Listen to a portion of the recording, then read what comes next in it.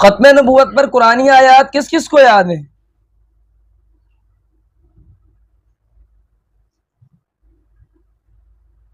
عبدالہادی آیت سنا بیٹا۔ ما كان محمد أبا أحد من رجالكم ولكن رسول الله وخاتم النبيين وكان الله بكل شيء عليما۔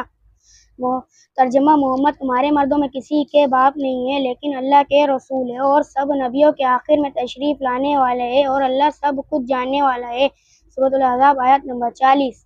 شایان حدیث سنا بیٹا۔ انا خاتم النبیین لا نبی بعدی۔ ترجمہ: میں خاتم النبیین ہوں، میرے بعد کوئی نبی نہیں آئے گا۔ ترمذی شریف۔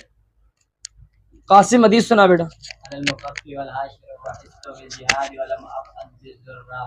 میں عاشر ہوں، مجھے جہاد کے لیے بھیجا گیا، کھیتیوں کے لیے نہیں۔ مہر حدیث سنا بیٹا۔ انا المقفی قبلت النبیین وعلا قدم۔ میں ہی سب سے پیچھے آنے والا ہوں، یعنی دنیا میں سب انبیاء کے بعد آنے والا ہوں اور میں آخری نبی ہوں۔ میں سب نبیوں کے بعد آیا ہوں، یعنی مجھ پر نبوت کا سلسلہ ختم کر دیا گیا اور میں قیوم ہوں۔ رمین حدیث سنا بیٹا۔ انا خاتم النبیین بلا فخر۔ ترجمہ: میں آخری نبی ہوں، فخریہ نہیں کہہ رہا۔ ابن ماجہ شریف۔ روحان حدیث سنا بیٹا۔ انا آخر الانبیاء وانتم آخر الامم۔ ترجمہ: میں آخری نبی ہوں اور تم آخری امت ہو۔ دارمی شریف۔ حمزہ حدیث سنا بیٹا۔ انا العاقب۔ ترجمہ: میں عاقب ہوں، میرے بعد کوئی نبی نہیں۔ مسلم شریف۔ عبدالرافع خاتم النبیین کا معنی سنا بیٹا۔ خاتم النبیین کا معنی: خاتم النبیین ہمارے پیارے نبی صلی اللہ تعالی علیہ وآلہ وسلم کا لقب ہے۔